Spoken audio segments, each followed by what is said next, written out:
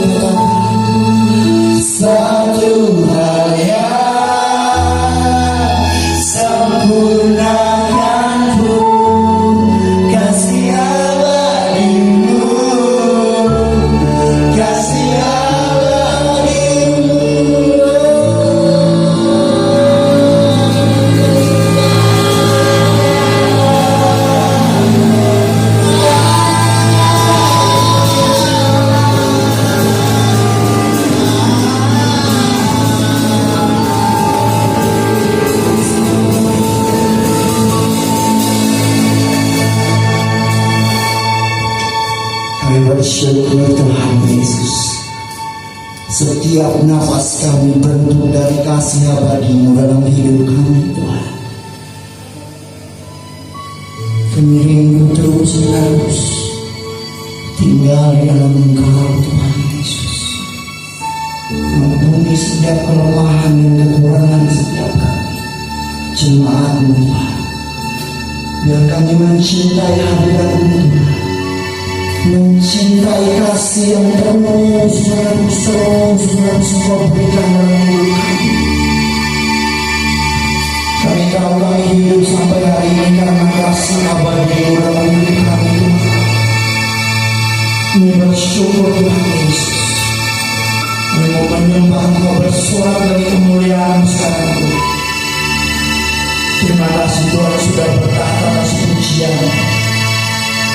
Kami bersyukur Tuhan. Terpujilah nama-Mu di dalam nama Kristus Yesus Tuhan yang hidup. Kami bersyukur dan kami berdoa. Haleluya. Amin. Haleluya.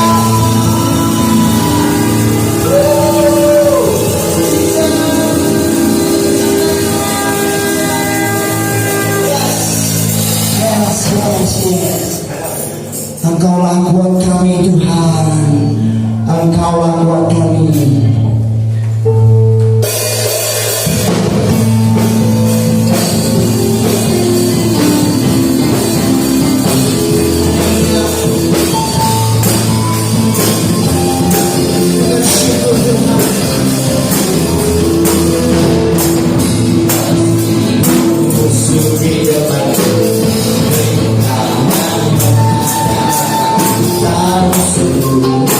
Engkau bersama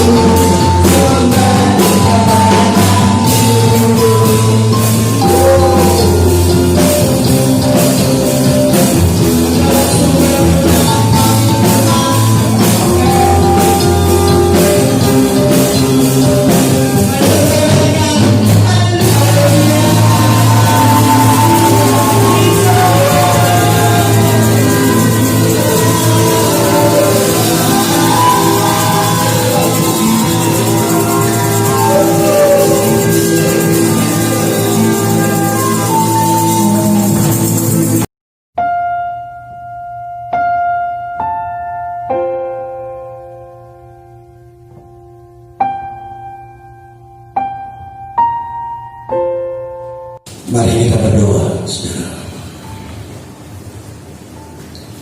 Dengan perkenananmu Tuhan, Engkau memberikan kehormatan bagi kami pada hari ini, menghiasi tahta-Mu lewat pujian penyembahan, lewat musik dan tarian, dan kini dengan pertolongan Roh Kudus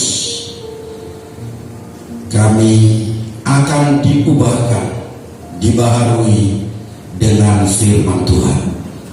Dalam nama Tuhan Yesus, berbicaralah Tuhan, berbicaralah, berbicaralah.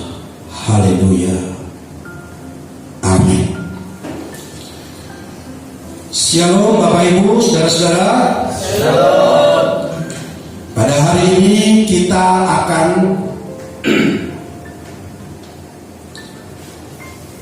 mendengar, menikmati, dan diberkati oleh firman Tuhan tentang apa yang disebut dengan investasi. Saudara,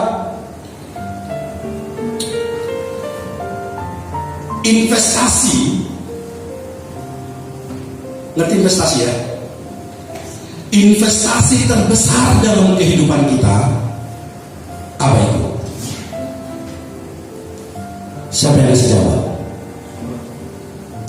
Investasi terbesar dalam hidup kita. Oh, ada uang saya di bank sekian ratus juta atau sekian M. Apakah itu? Saya tidak usah menjelaskan, kita sudah sering mendengarkan berita-berita bahwa itu tidak banyak yang bisa diperbuat. Harta itu tidak banyak yang bisa diperbuat. Oh, saya memiliki harta ini, rumah ini dan itu. Ternyata semuanya itu tidak banyak yang bisa diperbuat. Nah, apa investasi terbesar dalam kehidupan kita?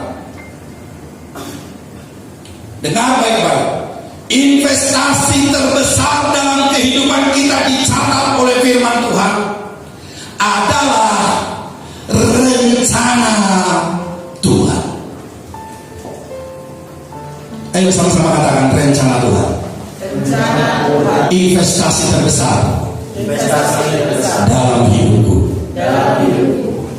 Kalau kita tidak mengerti dan tidak percaya akan ini, maka sesungguhnya kita kehilangan sesuatu dalam kehidupan kita.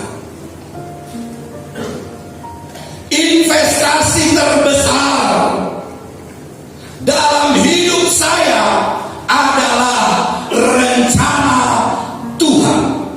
Sekarang bagaimana caranya saya untuk menangkap, untuk mendapatkan, untuk berjalan sampai kepada rencana Tuhan itu? Itulah yang jadi berkat bagi kita saat ini, saudara. Mari sama-sama saya ajak, kita akan melihat firman Tuhan di dalam Amsal pasal yang ke-25 ayat yang kedua. Dikatakan di sana, kemuliaan Allah ialah merahasiakan sesuatu, tetapi kemuliaan raja-raja ialah menyelidiki sesuatu. Ini firman sangat sering kita dengar.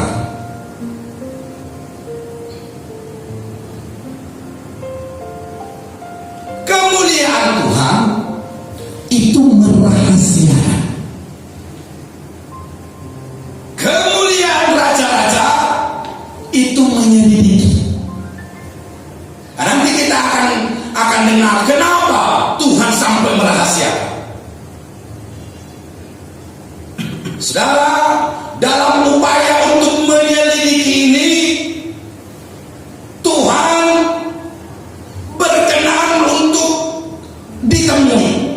Bukan hanya berkenan untuk ditemui, tetapi Tuhan rindu supaya kita menemui, bertemu dengan rahasia terbesar itu.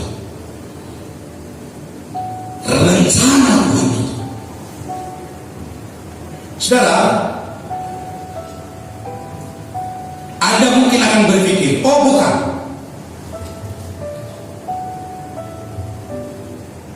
bukan dengan kekuatanmu, bukan dengan kegagahanmu, itu kata firman Tuhan. No. Ini tidak berbicara tentang hal itu. Coba konsentrasi ke sini. Anugerah diberikan dengan gratis. Amin. Tetapi di dalam anugerah itu ada yang lebih spesifik lagi kita kenal, kita ketahui kalau anugerah itu untuk seluruh dunia. Tetapi di dalam anugerah itu ada yang disebut dengan apa? Mari kita konsentrasi. Dengan apa? Keselamatan. Anugerah diberikan kepada seluruh dunia. Di dalam anugerah itu ada keselamatan. Oke? Di dalam anugerah itu ada keselamatan. Nah, di dalam keselamatan ini yang lebih spesifik lagi apa? Yang lebih spesifik lagi, rencana Tuhan. Amin. Sudah bisa mengerti supaya kita bisa lanjut, bisa mengerti ya. Ada anugerah untuk seluruh dunia, ada keselamatan untuk orang-orang yang terpilih, dan di dalam keselamatan itu ada sesuatu yang lebih spesifik lagi, yaitu rencana Tuhan. Tidak semua orang yang diselamatkan bisa menangkap rencana ini. Dan rencana ini itulah yang disebut dengan mutiara yang berharga, kata firman Tuhan. Secara membuktikan ya bahwa para nabi, para rasul hidup setelah mereka diselamatkan, mereka dibentuk, maka ini menjadi pedoman dalam kehidupan kita.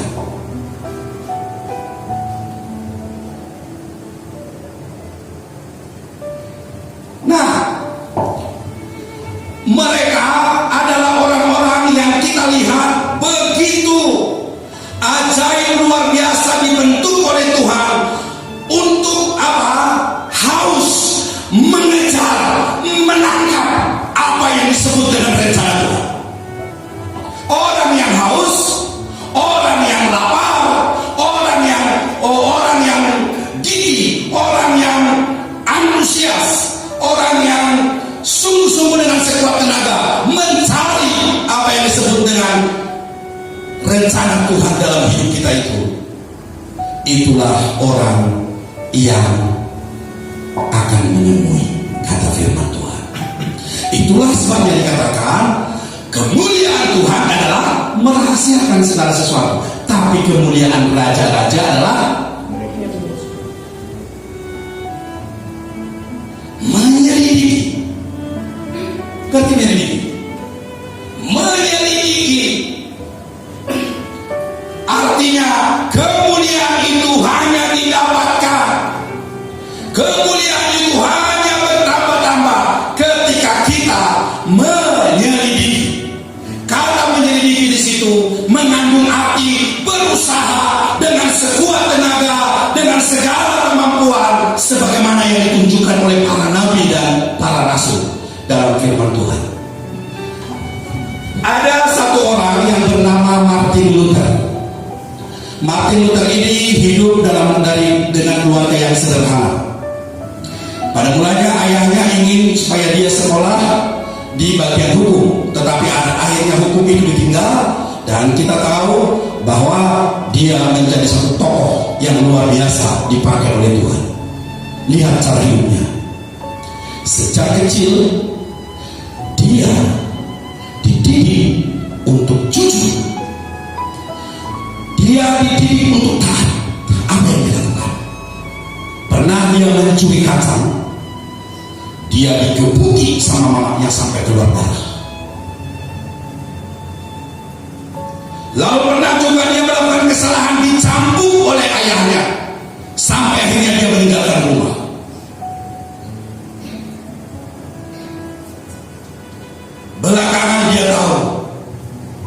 bahwa kejujuran, keadilan, ketaatan tidak ada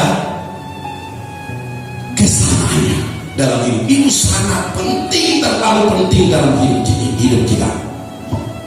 Nah, Martin Luther ini memiliki 3 saudara laki-laki dan 3 saudara perempuan.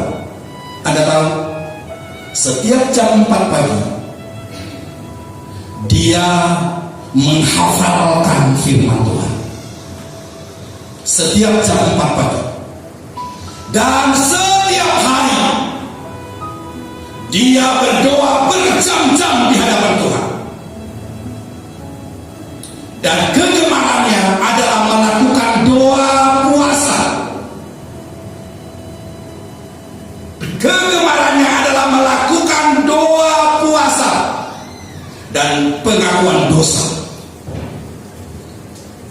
Begitu antusiasnya dia, begitu hausnya dia akan kebenaran itu. Apakah Tuhan berkenan ditemui? Hari ini Anda melihat bagaimana buah pelayanannya. Ajaib, luar biasa. Nah, firman Tuhan mengatakan begini. Mari sama-sama kita buka firman Tuhan di dalam Amsal 24 ayat yang ke-14. Dikatakan begini, ketahuilah, demikian hikmat untuk jiwamu, jika engkau mendapatnya, maka ada masa depan dan pengharapan tidak akan hilang. Ada di sana kata-kata jika engkau mendapatnya. Artinya dibutuhkan usaha yang kuat untuk mendapatkannya. Dibutuhkan upaya untuk mendapatkannya. Karena itu sifatnya tersembunyi. Kalau di dalam ayat yang ke-13 dikatakan seperti madu berguna untuk tubuhmu, demikianlah hikmat akan mengerjakan sesuatu di dalam jiwamu, sehingga masa depanmu menjadi masa depan yang penuh pengharapan. Haleluya. Apa kira-kira yang menjadi halangan untuk kita mendapatkan rencana Tuhan itu, untuk kita mendapatkan mutiara dalam hidup kita? Banyak faktor. Tadi upaya-upaya itu untuk menemuinya, tapi ada faktor yang bisa menggagalkan atau menghambat daripada rencana itu untuk kita dapatkan. Nah, coba pasang telinga baik-baik. Rencana itu bisa berhenti, rencana Tuhan itu bisa berhenti, rencana firman Tuhan itu bisa gagal kita dapatkan ketika kita mulai berjalan dalam rencana kita pribadi. Kalau kita mulai berjalan dan kita berhenti pada rencana kita sendiri, maka kita tidak akan mendapatkan rencana Tuhan. Di dalam dunia ini, inilah yang sering-sering kita temui, kita lihat, mengutamakan rencana pribadinya, rencana dalam dirinya sendiri, sehingga orang ini seolah-olah tidak butuh dengan rencana Tuhan dalam hidupnya. Bahkan dia tidak tahu destininya, dia tidak tahu visi, karena memang visi itu atau kelihatan itu diberikan Tuhan kepada kita. Umatku binasa karena tidak mempunyai visi. Rencana Tuhan di dalam setiap era, di dalam setiap langkah, di dalam setiap perjalanan hidup kita, bagian-bagian dalam perjalanan hidup kita, di setiap musim dalam hidup kita, ada sesuatu yang ajaib, yang luar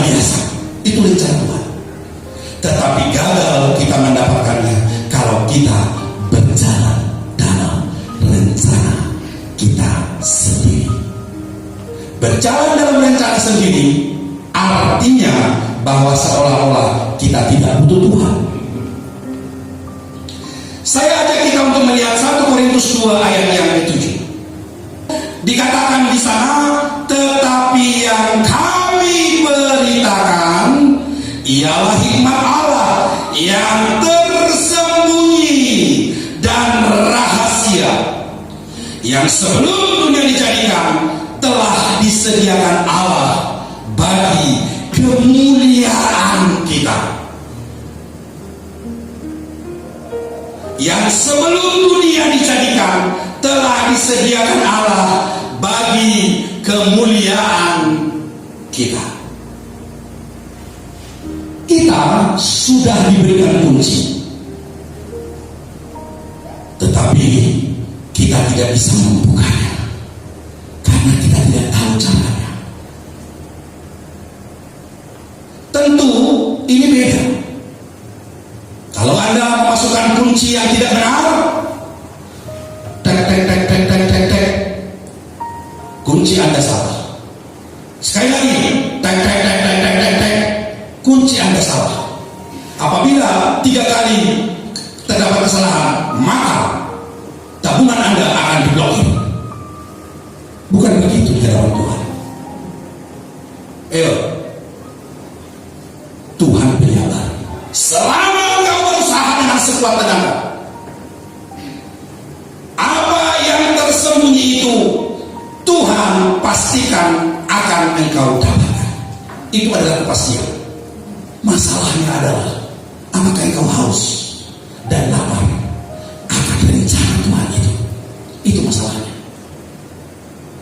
Nah, pada waktu kita diberikan kunci itu, maka Tuhan mengajarkan kita untuk mendapatkannya. Betapa kita ruginya kalau kunci sudah di tangan kita.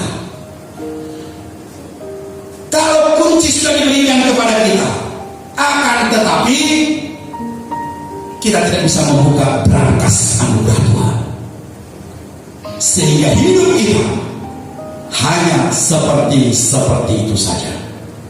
Yang cilokonnya, kita bahkan menyalahkan Tuhan. Saya sudah ke gereja sekian lama, saya sudah seperti ini, saya sudah seperti itu, tapi uripku kok koyok ini, kok tidak ada apa, aku malah malas. Dulu saya pernah bergemu dalam Tuhan, sekarang kok malah malas ya. Kunci itu sudah diberikan, tetapi sayangnya kita tidak bisa membukanya. Nah, anugerah yang terbesar yang diberikan Tuhan kepada kita, siang hari ini Tuhan ingatkan kepada kita untuk menangkap itu dengan baik, untuk memiliki rasa haus dan lapar untuk mendapatkan itu. Saudara-saudara, Alkitab mengajarkan kita tentang satu perumpamaan, bagaimana Tuhan Yesus mengungkapkan satu perumpamaan yang luar biasa dalam Matius 13 ayat yang ke-44 sampai dengan ayat yang ke-46. Dikatakan di sana, hal kerajaan surga itu seumpama harta yang terpendam di ladang, yang ditemukan orang lalu dipendamkannya lagi. Oleh sebab sukacitanya pergilah ia menjual seluruh miliknya lalu membeli ladang itu. Demikian pula hal kerajaan surga itu seumpama seorang pedagang yang mencari mutiara yang indah. Setelah ditemukannya mutiara yang sangat berharga, ia pun pergi menjual seluruh miliknya lalu membeli mutiara itu. Digambarkan oleh Tuhan Yesus, hidup kita atau untuk mencapai rencana Tuhan itu sama seperti orang yang mencari mutiara. Dari kampung ke kampung dia mulai berjalan. Dia sangat suka melihat setiap mutiara yang dia dapatkan. Dia lihat mutiara itu. Dia sangat menyukakan hatinya melihat mutiara yang satu dan mutiara yang lain. Dari pulau ke pulau dia berjalan untuk mencari itu. Bahkan dari negara ke negara, hari-hari ini begitu banyak. Saya tahu dari negara ke negara. Bukan hanya dari kampung ke kampung, pulau ke pulau, tapi dari negara ke negara mereka mencari mutiara itu. Setiap mutiara yang ditemui menyukakan hatinya. Suatu hari, kata Tuhan Yesus, orang ini bertemu dengan mutiara yang istimewa. Apa yang dilakukan oleh orang itu? Dia pulang ke rumahnya, jual semua harta miliknya, membeli itu mutiara. Dijual semuanya. Bukankah ini yang dikatakan oleh Tuhan, dinyatakan oleh Tuhan lewat kehidupan para rasul itu? Dengar baik-baik. Tuhan meletakkan dunia ini itu menjadi bayangan dari apa yang ada di surga. Kalau di surga ada 12 pintu, maka di dunia ini juga ada 12 pintu. Dan pintu itu sudah mulai terbuka ketika para rasul hidup pada zamannya. Dan hari ini Tuhan akan membuka pintu itu lebar-lebar. Bagaimana Tuhan membuat pintu itu lewat 12 murid ini? Perhatikan, saudara. Perhatikan baik-baik. Murid-murid itu mendapatkan apa yang disebut dengan rencana Tuhan dalam hidupnya. Sampai tiba saatnya di puncaknya, mereka menggantikannya.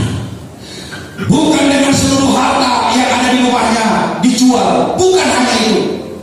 Tetapi firman Tuhan katakan, semua 12 murid itu ada yang dicincang, ada yang dikuliti, ada yang ditarik oleh kuda, ada yang digoreng, dan ada yang disalib terlayang. Mungkin kita berpikir ini biasa-biasa saja. Ini bisa terjadi untuk semua orang yang percaya kepada Tuhan. Belum tentu. Butuh kapasitas. Dan kapasitas itu dibentuk oleh Tuhan dari hari ke hari, dari hari ke hari, untuk menangkap rencana, untuk mengejar rencana Tuhan ini. Maka setiap kali dia mulai melangkah mengejar rencana Tuhan itu, kapasitas terbaharui sampai dia dapat rencana Tuhan itu. Seperti mutiara tadi, dia rela menjual semua apa yang ada.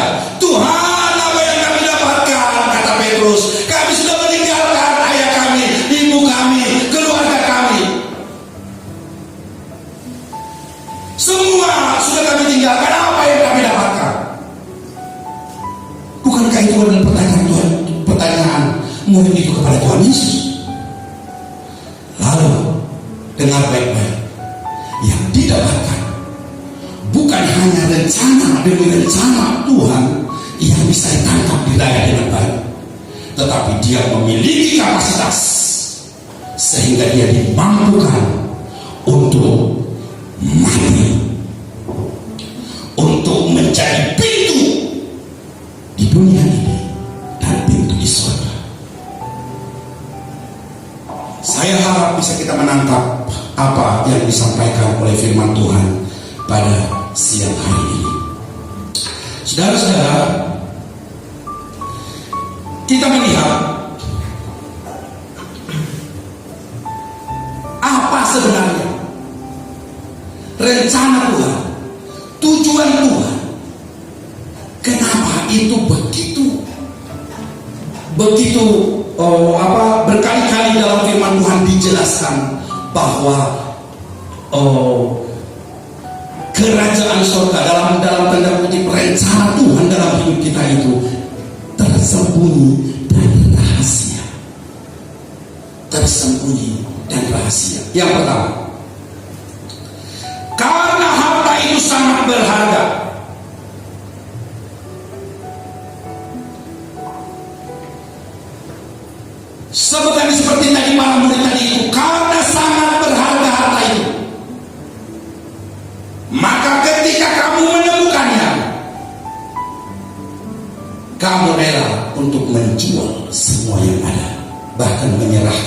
nyawamu.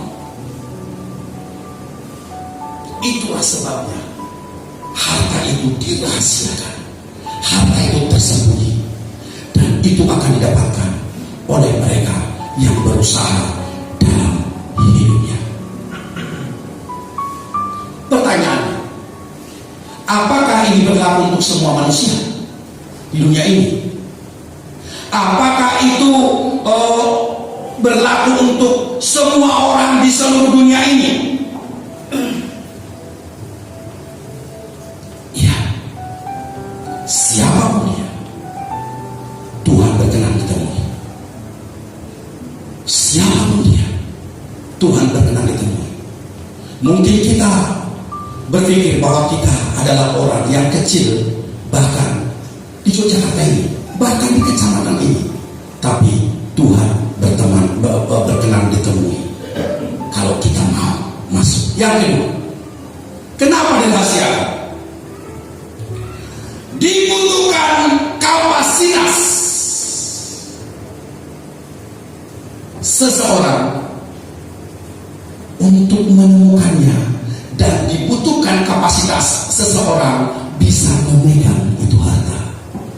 Harus dibentuk orang langkah demi langkah, langkah demi langkah, langkah demi langkah, dibentuk sehingga kita punya kapasitas untuk menampungnya.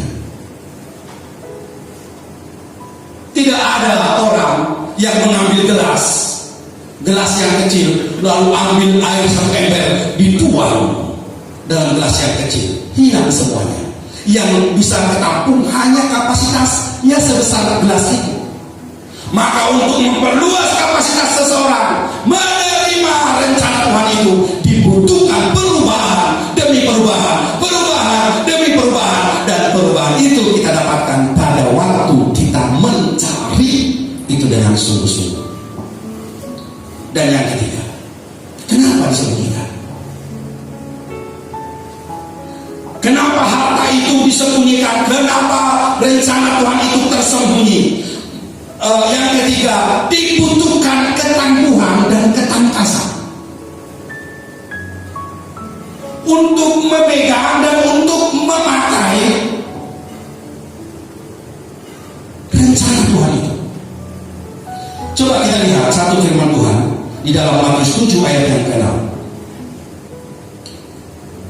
Matius 7 ayat yang ke-6 dikatakan begini: jangan kamu memberikan barang yang kudus kepada anjing, dan jangan kamu melemparkan mutiaramu kepada babi, supaya jangan diinjak-injaknya dengan kakinya, lalu ia berbalik mengoyak kamu. Jangan kamu berikan barang yang kudus kepada anjing, jangan kamu melemparkan mutiaramu kepada babi. Dia tidak mengerti itu. Orang yang tidak haus dan lapar akan Tuhan tidak akan mengerti dengan baik-baik. Satu khotbah hanya bisa ditangkap oleh orang yang memiliki kapasitas untuk menangkapnya. Maka ketika ada khotbah yang sangat bagus, wah ini bagus sekali, merasakan lapar Tuhan, tapi orang lain mengatakan biasa saja. Kenapa kok berbeda? Kapasitas, daya tahu. Ada orang melihat, buka Facebook, buka apa, lalu dia mulai melihat di sana. Ada firman Tuhan sampai lewati. Apa ini? Ada kata-kata hikmat, kata-kata bijak dari Alkitab dibuat sana lewat sok. Ngerti kenapa? Karena dia memang tidak memiliki kapasitas untuk menerima ini. Atau dengan khotbah bosan game, enak, lebih enak main game, lebih enak dolanan, lebih enak melihat perkembangan yang ada.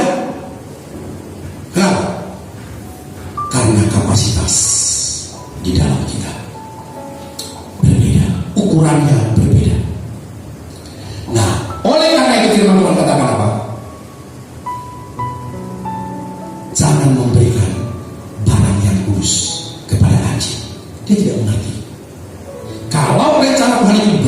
kepada semua orang, itu nanti akan diinjak-injak karena dia tidak tahu artinya itu.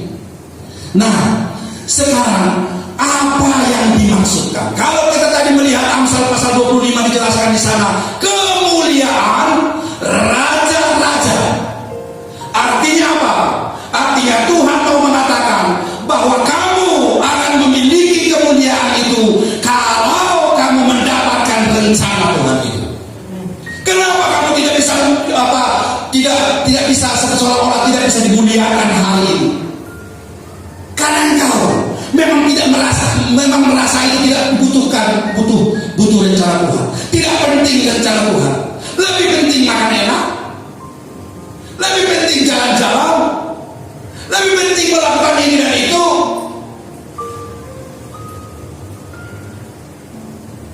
Nah, sedangkan apa yang disebut oleh kemuliaan raja-raja itu didapatkan dengan upahnya yang luar biasa. Ini yang terakhir, ada 3 hal yang akan dilakukan Tuhan lewat hidup kita kalau kita bisa menangkap apa yang dirahasiakan Tuhan itu. Yang pertama, bagi mereka yang mendapatkan itu, di dalam kehidupannya akan ada yang disebut dengan power atau kuasa Tuhan. Itu terpancar dari kehidupannya. Itu sebabnya ketika Petrus berjalan, bayangannya bisa menyembuhkan orang. Itu pun terjadi kepada Paulus. Sapu tangannya dibuat orang, diletakkan orang kepada orang sakit, orang itu sembuh. Bukan sapu tangannya menjadi jimat ya, tapi ada kuasa dan yang keluar dari tubuhnya Paulus. Dan kuasa ini dia dapatkan pada saat dia terus berjalan. Haus dan lapar akan rencana Tuhan itu. Itu pun yang terjadi kepada Elisa. Tulang-tulangnya membangkitkan orang yang mati, tulang-tulangnya. Dan itulah yang terjadi kepada para rasul itu. Banyak yang tidak ditulis di sini tentunya. Kenapa? Karena ada kuasa. Lalu Tuhan mengatakan begini, apa yang engkau ikat di bumi akan terikat di surga. Apa yang engkau lepas di bumi akan terlepas di surga. Artinya apa? Kepadamu diberikan kuasa itu. The power of God. Kuasa dari Tuhan. Tuhan rindu supaya kita semua yang ada di sini dan saudara-saudara kita yang mendengarkan firman Tuhan ini, Tuhan sangat rindu supaya kita semua memiliki kuasa ini. Itu kerinduan Tuhan. Yang kedua, ada apa dengan kuasa itu? Dengar, kuasa itu akan menentukan nasib banyak orang.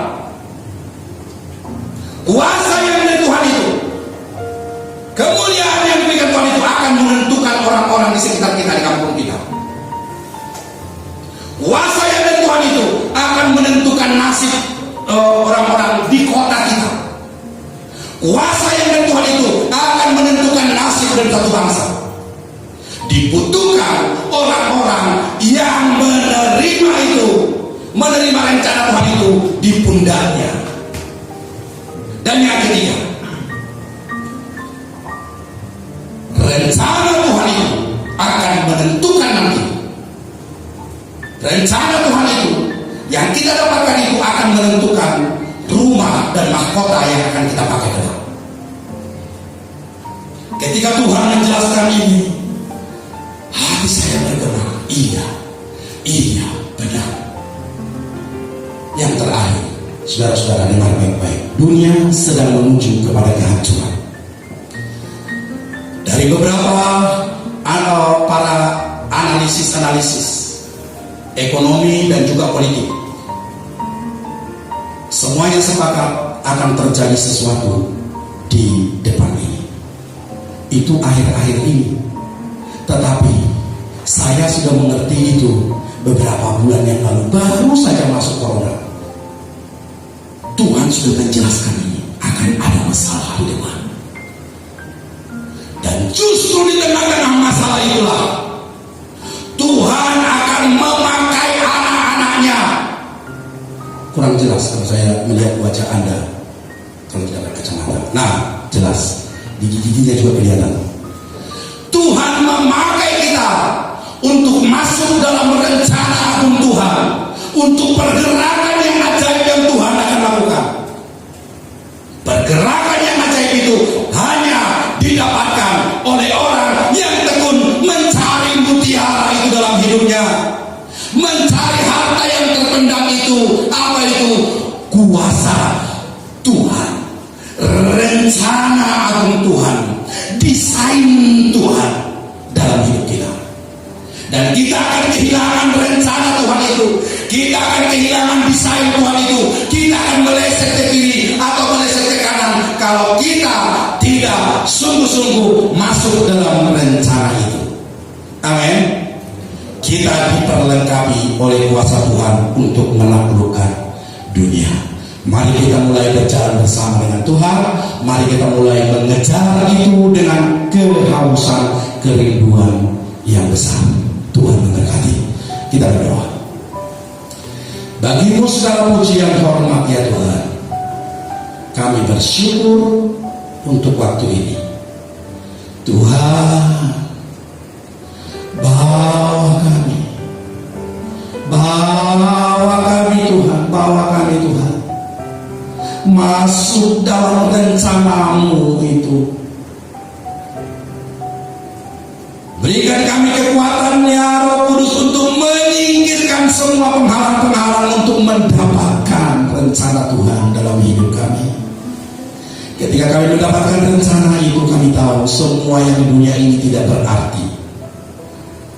Kami mendapatkan mutiara istimewa itu seperti harta yang terpendam, lalu dipendamkannya lagi harta itu, dan dia pergi menjual seluruh harta miliknya untuk membeli tanah itu.